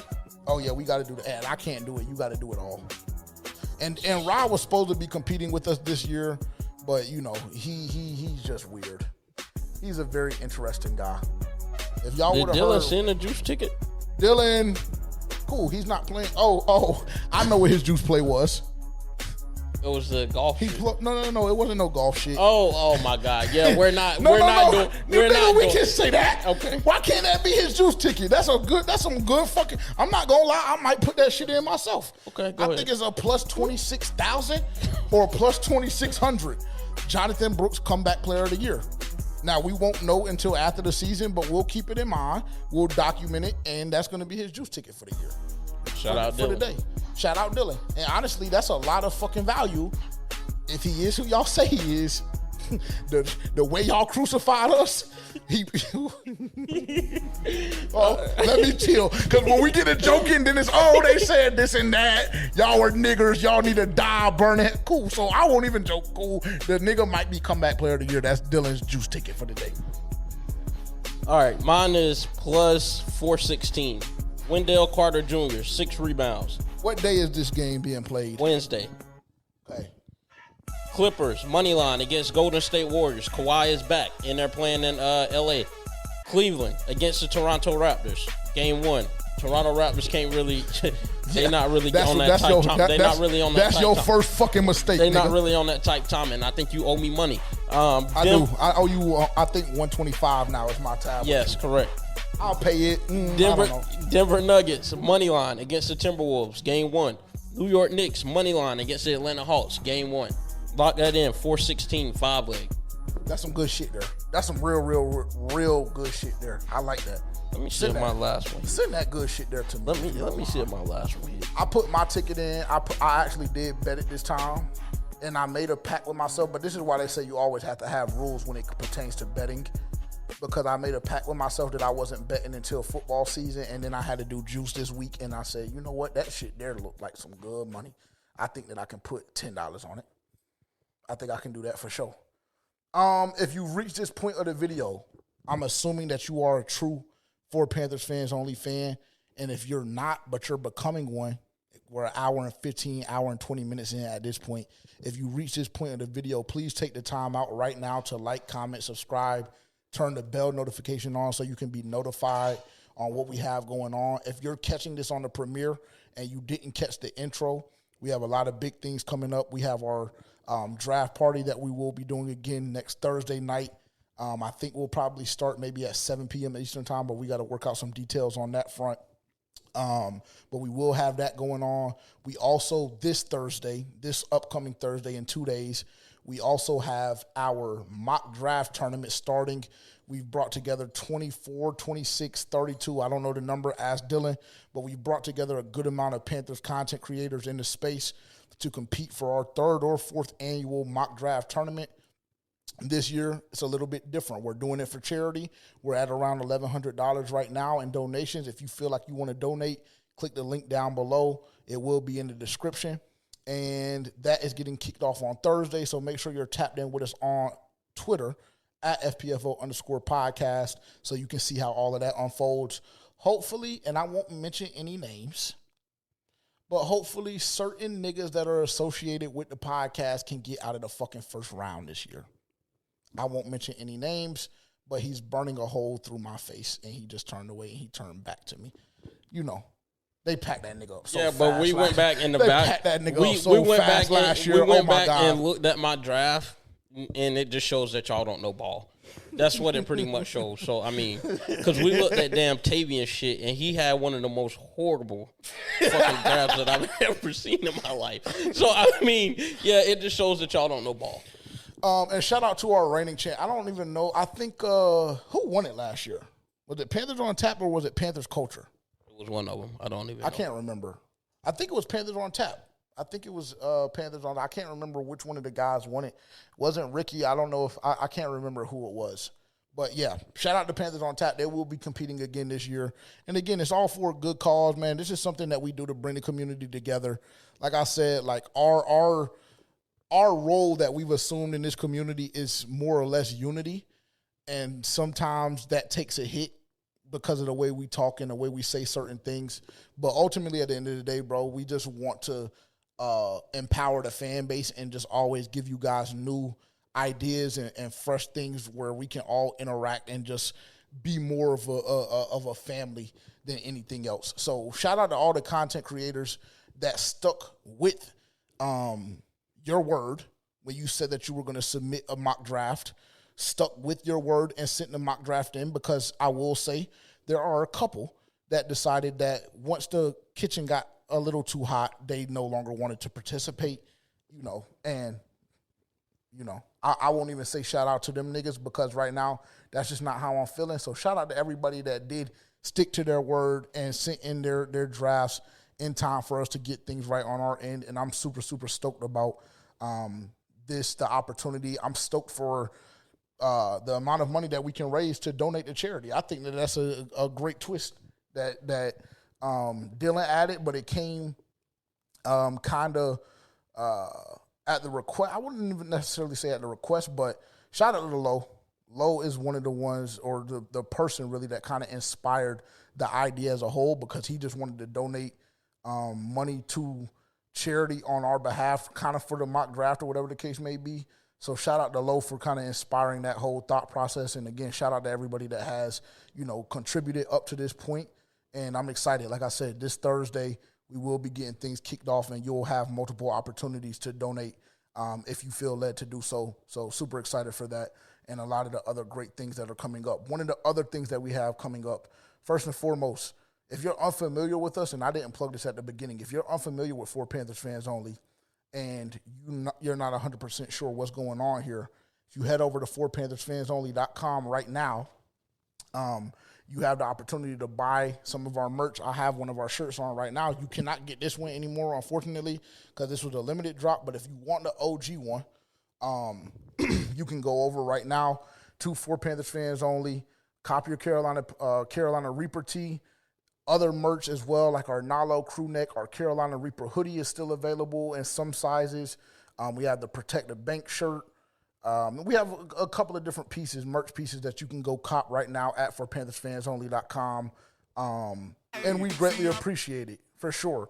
Another shout out I want to give, shout out to Landon Huffman. Gave us a beautiful, that was the light at the end of the tunnel. I'm not going to lie, because we were going through hell, and that's damn near what I needed to see on a Sunday evening. On the walkthrough, race ready, with the Carolina Reaper tee on. So it's a staple in the space, but, that shit gets kind of lost when you're in hell and when fire is raining down on you. But never forget that we really are the pioneers of a lot of this shit that y'all see these other niggas doing. No cap. But I'll leave it there because I don't even want to get on that timing. God bless everybody. God bless y'all. That was the thing that we were going with, right? Nothing. Move it along, bro. Okay, cool. Niggas are scared. Okay, don't worry about it. Don't worry about it. This is gonna be my favorite. I think this is gonna be damn near my favorite. This week, and I'm going out of order. It's your time to shine again. It's your time to shine again. Do you have another song for us this week or no? No, I don't. Perfect. Damn it, perfect. I need to know what you learned today. Hopefully it was to keep, matter of fact, never mind. Never mind. Don't worry about it. I'm pulling up your music right now. And it better not be no fucking. 6, 5, 6, 7, 8. This is so fucking cringe. It's that shit right there. I mean, you should have sent me another song. I'll do some research. Yeah, do some research, but it has to be like what they believe you are. Well, not somebody that's spinning Lil Baby and all of those. Matter of fact, Apparently, I'm like a fucking bimbo or something. Allegedly. Why? That's what one of the comments said. Oh yeah, they were on your ass. Yeah. But you didn't see none of it, not by being forced to. Yeah. No. After Tuesday, I think I just logged out of everything. I did the same thing. I had to delete the apps on my phone for sure. Yeah. I was fighting demons. I really didn't take any notes today. So the first takeaway is obviously I need to just shut the fuck up. That's not what the people want, Haley. Well, that's not what the people want. That's what I felt like happened. The first time I have a segment and I'm canceled. And make sure that they know that none of us ever told you that. Yeah, none of us on the team. No, the commenters. Okay, cool. And I don't think that the niggas that actually rock with the show would ever say that shit. That's just, whatever. Anyways, I didn't really take many notes today. I wasn't as locked in as last time. We definitely need more people, more weapons around Bryce, as was said. We need to up our defense, and this is BY's last rookie year. He has to prove himself. Good job. That's all I have today. Not bad. Good job. I don't have any random facts or anything, so. I was hoping that we got a random fact from you today, actually. I'll log back in next week after this is all over. Okay, understood. I can respect that and appreciate that. And I'm not gonna lie, with the shit that I just went on for 30 minutes, they might be on us even worse. But at the very least, what I can say with confidence is that all of us in this room are at peace with it. Yeah. At this point. I definitely feel better. Whatever y'all say, I damn near don't give a fuck. I already told Dylan when we post a video on Twitter and we do whatever we do, nigga, don't send me no comments, don't send me no screenshots, don't send me shit. I don't want to see it. I don't want to see it. I'm done with the shit, and we're just gonna move on and go about business as usual. He's done with the shit, so. Yeah, 1,000%. So everybody else should just fall the fucking line, honestly. But I know that y'all won't because that's what y'all do. So it is what it is. We'll move on and we'll proceed, like I said, with regular scheduled programming. Here we go. Let's go Q&A and then we'll wrap up and get out of here. Shout out to everybody that sent in questions this week. I posted the Instagram sticker and it was like 8 niggas that sent questions in like immediately. So that shit did something. That's all I'm going to say. That shit did something. It ain't do what y'all wanted it to do, but it got, yeah. Here we go. Yeah. Yeah, 1,000%. Let's see. I just damn it need this shit to be bigger. Here we go. Okay, this question comes from Denzel. Shout out to Denzel. Not Denzel, bro Denzel Curry, but another Denzel. With last year's improvement in making playoffs, what are your expectations this year? That is a great question. You have to win the division. You have to make the playoffs.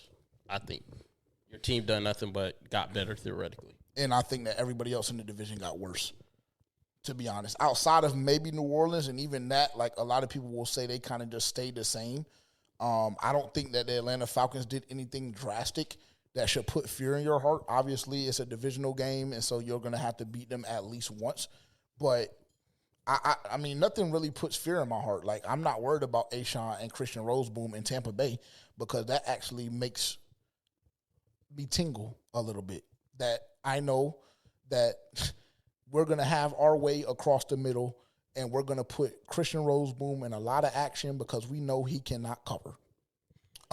They also lost Mike Evans. So, yeah, I mean, you have to win your division. And to me personally, I think that you have to win a playoff game. That obviously is going to depend on your health and depend on your matchups and all of that kind of stuff. But if you host again, and you would be hosting if you win your division, I think that you have to win a playoff game.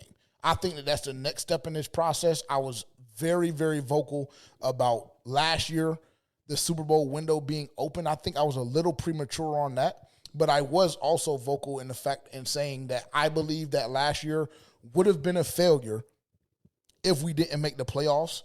And my expectation this year is for us to make the playoffs and not only make it, but win a game. That is my expectations this year. And transparently, I think that we can win multiple games if everybody stays healthy and we have a halfway decent draft again, like we had last year with Princely and Nick and T-Mac, those guys specifically at the top. If we do that again this year, there's no reason in my mind why you shouldn't potentially win 1 or 2 playoff ball games. And there's no question in my mind, no doubt in my mind that you have to win your division. Because this is, right now, this is as open as it's been. And honestly, when we look at it on paper, you're the most dominant team. So there to me is really no excuses this season. You have to get it done. You just simply have to get it done. But obviously, we'll touch on records and all of that stuff as things start to shape up a little bit more and as we go through the summer. But great question. Shout out to Denzel. Appreciate you for submitting your question and participating in the show this week. This question comes from Skink Daddy. Skink Daddy. I don't know. All right, bro. I'm just reading the nigga's name, bro. If the Panthers trade down, would it be wise to draft Christian Miller? Are you familiar with Christian Miller? Okay. I'll take this one and I'll be quick. I think that the Carolina Panthers have invested a significant amount of capital and money, or capital and money are the same thing. So I'll just say capital. They've invested a significant amount of capital in the defensive tackle room specifically, that right now we're at a point in which you cannot afford to invest even more capital, this time being draft capital, in the defensive tackle room. Now, he's productive and all of that is great, but right now it is put up or shut up for guys like Turk Wharton, guys like Bobby Brown. We know that Derek Brown is going to be who he is. But though, when you look at that room and you look at the capital invested in that room right now, for me personally, it is just too much to go and try and bring out a defensive tackle to put in that room where you already have all of this money allotted and all of this additional capital allotted in that particular room. So for me personally, it would be a no. But I guess you could kind of make a point.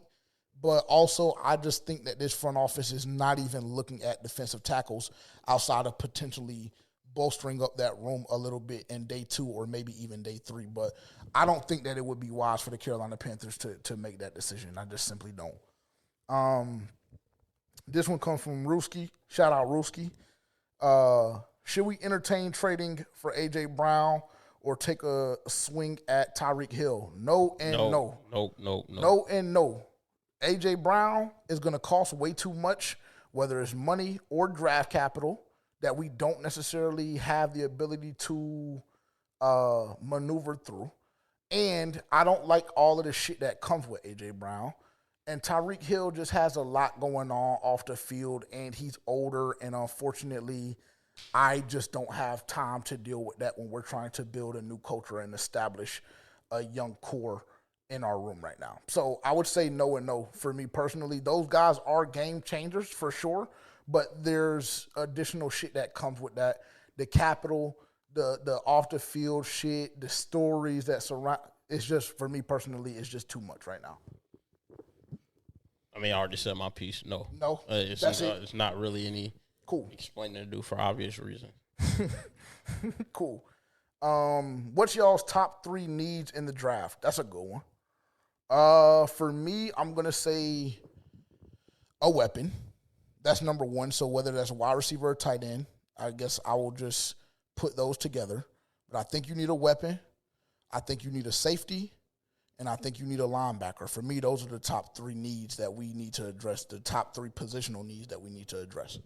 I think tight end / wide receiver, linebacker, and I'm going to go offensive lineman. That's fair.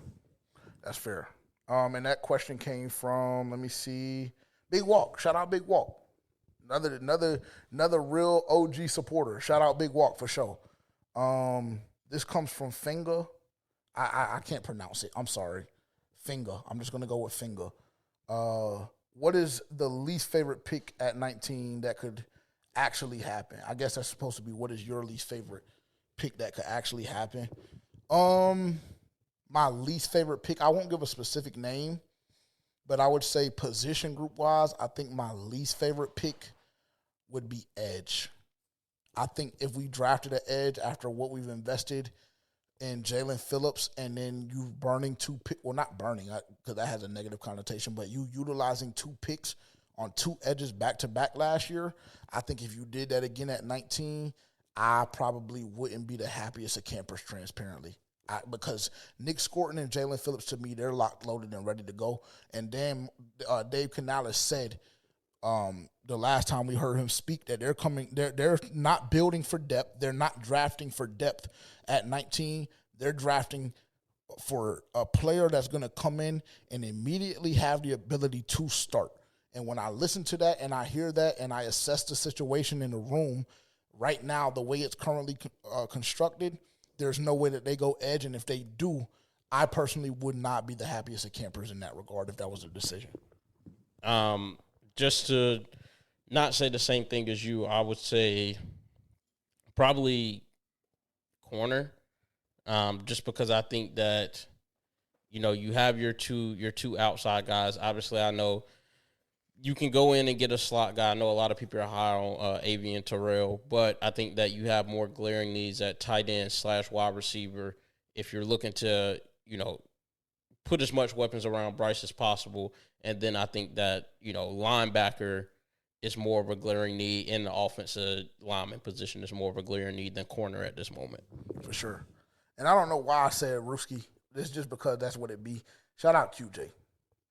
We a little more we a little closer than Ruski now. Shout out QJ. That's my nigga. QJ be hitting me through everything, nigga. I ain't gonna lie. He be hitting me up about everything. Playoff games, just throughout the week, comments that we made. Shout out that nigga. I know he actually watching me tuned in. Shout out QJ for sure. Let's see. Where are we at? Walk, Finger. Here we go. Who do you think is more serviceable? Who do you think is more serviceable, Xavier Legette or Jimmy Horn? Why are people forcing us to answer this? Don't be scared. I'm going to say Jimmy Horn because I think he has more upside currently. I almost think that we've seen what we're going to see out of Xavier Legette, just from me personally. I think Jimmy Horn lacks the opportunities. There's no world in which they decide to cut Xavier Legette and keep Jimmy Horn, right? Like, there's no way you can do that with that being your first-round pick 3 years ago. I mean, at that point, you just got to throw it out the window. All that first-round pick shit, but your wide receiver 4, okay. Wide receiver 3. Could be 4. He will be 4. He will be 4 if they draft a wide receiver at 19. Oh, if they draft a wide receiver at 19, we're gonna have some conversations. We're gonna have it might be curtains for that nigga too. Yeah, it might be because they might, with Jimmy Horn being younger, with him providing a different element to the game plan. There is a world in which if they go receiver at 19, Xavier Legette might not be around. It could be a package, it could be something, but there's a world that exists. If you go receiver at 19, and your thought process is he's undoubtedly going to be our wide receiver 2 or 3, don't be surprised if the Carolina Panthers try and get a little freaky on day 2 and package Xavier Legette with additional draft capital, and we end up with another day 2 pick. That would be insane. To answer the question directly, right now, I honestly don't know. Because like my co-host just said, Jimmy Horn hasn't had the opportunities, and unfortunately, we've damn near, at this point, seen a little too much of Xavier Legette. And I say that with all due respect, of course. But, I mean, the past 2 years, he's shown who he is at this very point in time, and that's all I can go based off of. Can I make an unrelated comment? Sure. Did y'all see the horse that got hit in Charlotte? Yeah, that was insane. Yeah. I'm not going to lie. Did If it was Dollar Bill, I mean, they might would have been pouring some shit out in Uptown Charlotte for the nigga. I ain't going to lie. Did the horse die? Nah, I think they said it was straight. Oh. I did. That shit was crazy. I'm not going to lie. Let's see. I think we have 2 more. What is your least favorite pick? Who do you think is more serviceable? I think, I mean, I don't even know how to answer the question. I don't know if I answered it already or not. I don't know. I don't know who's more serviceable, honestly. Cole Summers. Shout out to Cole Summers. Nigga said, no questions, but just want to say, always stand on business. I love this podcast. Shout out Salute Cole. to you, Cole. Hit the yellow damn button. Cole Summers. No, longer. Yeah. Yeah, for sure. Shout out to Cole Summers. Shout out Cole Summers. We appreciate it. And I responded to you, and I told you that shit meant a lot because it ain't a lot of niggas.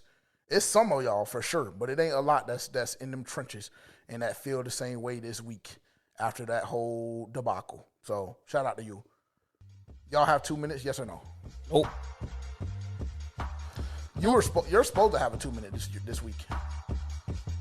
Well, I don't. Said, last week you said, oh yeah, I will have a 2 minute this week. Well, a lot of shit's happened, and I think I said what I needed to say. See, everybody's scared. I don't have one. I already had a lot of shit to talk about today. Fair enough. It's wraps for me. Fair enough. You said 9:45. You have a hard out. I'm getting you out of here 20 minutes early. I promise. Perfect. Yeah. The only thing that I will say, and this is not to rehash shit or harp on anything, whatever the case may be, but when you're on social media and you feel like you want to do this and that and you want to say this and that, it is extremely, extremely, extremely important to always have context. And if you're not going to do your due diligence in receiving additional context or doing your own research or reading up on a topic that you want to speak about, or if you don't have the knowledge on your own on what you want to speak about, just shut the fuck up. Very, very simple fucking solution. If you ask me, that's the only thing that I will say. Always get more context. There's always multiple sides to every single story. Every time. Or if you can't decide for the creators, if you can't decide whether to defend our name or not, then also just don't say anything. Then jump in the comments on some hate and shit. But yeah, no, that's facts. Because there was a couple of creators that I know actually fuck with us the long way that just didn't say anything. And transparently, based on the brand that they've created for themselves, I don't necessarily blame them.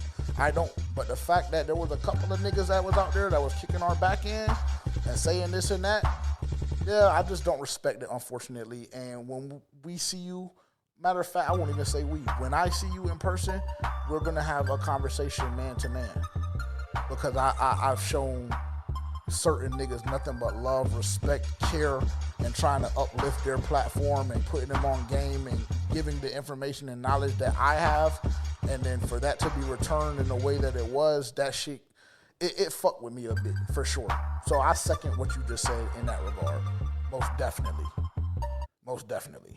Cool. Anybody got anything else?